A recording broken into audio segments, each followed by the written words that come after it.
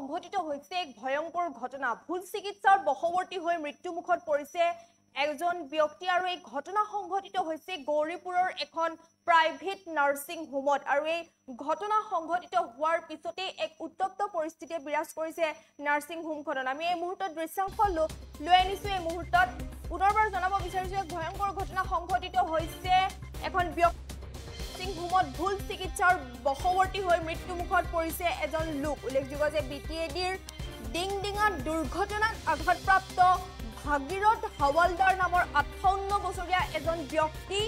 29 ছেপ্টেম্বৰৰ পৰাই চিকিৎসাৰ বাবে ভৰ্তি হৈ আছিল গৌৰীপুৰৰ পপুলাৰ হস্পিটেল নামৰ এখন প্ৰাইভেট নাৰ্ছিং হোমত হাতৰ হাড় ভঙাৰ বাবে 3 অক্টোবৰৰ দিনা হাতৰ এক অস্ত্ৰোপচাৰ কৰাৰ বাবে হস্পিটেল কৰ্তৃপক্ষই তেওঁলোকক অৱগত কৰিছিল কিন্তু অস্ত্ৰোপচাৰ কৰাৰ আগতে যে শাৰীৰিক পৰীক্ষা কৰাৰ প্ৰয়োজন আছিল সেই শাৰীৰিক পৰীক্ষা কৰিছিল আৰু শাৰীৰিক পৰীক্ষাত সকলো ঠিকই আছিল যদিও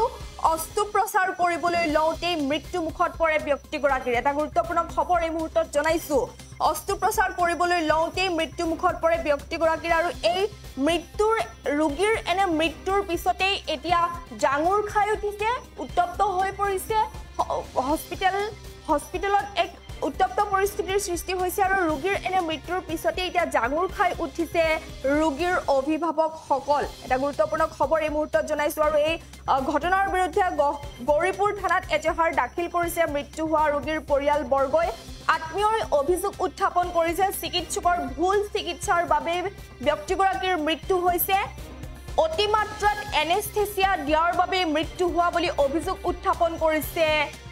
ভাগীৰথ হাৱালদাৰৰ পৰিয়াল তথা আত্মীয়ই এটা গুৰুত্বপূৰ্ণ খবৰ এই মুহূৰ্তত জনাইছো পুনৰ ৰাজ্যত সংঘটিত হৈছে এক ভয়ংকৰ ঘটনা ভুল চিকিৎসাৰ বশৱৰ্তী হৈ মৃত্যুমুখত পৰিছে এজন লোক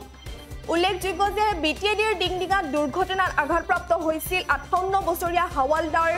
ভাগীৰথ হাৱালদাৰ নামৰ এজন যুৱক হাতৰ হাড় ভঙাৰ বাবে অস্ত্ৰোপচাৰ কৰিবলৈ কৈছিল হস্পিটেল কৰ্তৃপক্ষই আৰু অস্ত্ৰোপচাৰৰ আগত যিখিনি শাৰীৰিক পৰীক্ষাৰ প্ৰয়োজন আছিল সেই শাৰীৰিক পৰীক্ষাত সকলো ঠিকই আছিল যদিও অস্ত্ৰোপচাৰ কৰিবলৈ লওঁতে মৃত্যুমুখত পৰে ব্যক্তিগৰাকীৰ আৰু এই ঘটনা সংঘটিত হোৱাৰ পিছতে এক উত্তপ্ত পৰিস্থিতিৰ সৃষ্টি হৈছে ৰোগীৰ এনে মৃত্যুৰ পিছতে জাঙুৰ খাই উঠিছে পৰিয়ালবৰ্গ অভিযোগ উত্থাপন কৰিছে ভুল চিকিৎসাৰ বাবে সংঘটিত হৈছে এনে ধৰণৰ ঘটনা আৰু গৌৰীপুৰ থানাত এজাহাৰ দাখিল কৰিছে ৰোগীৰ পৰিয়ালবৰ্গই ঘটনা সন্দৰ্ভত কিছু মন্তব্য আহি পৰিছে আমাৰ হাতত কিয় শুনাই ল'ব বিচাৰিছো মই ৰণজিৎ কুমাৰ ৰয় মই হাতুদুৰৰ পৰা আহিছোঁ বৰ্তমানত ক'ত আহিছে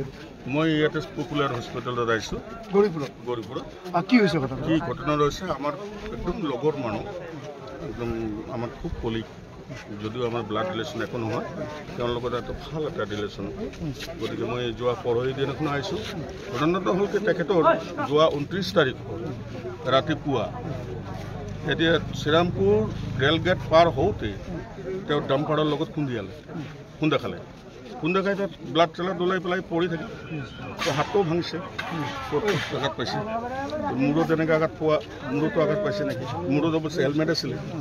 তেওঁ মটৰচাইকেল আছিলে আৰু ডাম্পাৰ আছিলে গতিকে মটৰচাইকেলৰ ডাম্পাৰখন মানে দুটাই থানাত আছে তেওঁ শ্ৰীৰামপুৰ আউটপোষ্টত আছে এইটো লৈ চিন্তা নাই ধৰা পৰিছে ইয়াতে এইটো চিকিৎসাৰ কাৰণে লৈ আনিছে ইয়াতে নাৰ্ছিং হোমত ভৰ্তি হৈছে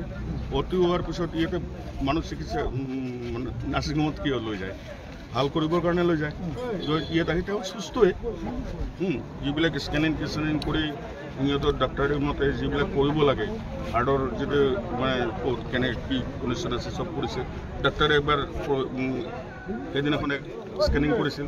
স্কেনিং কৰাৰ পিছতো সেইটো ভাল মানে সিহঁতৰ ৰিপৰ্টটো সন্দেহ আছিল সিহঁতৰ আমি আকৌ এবাৰ কৰিম স্কেনিং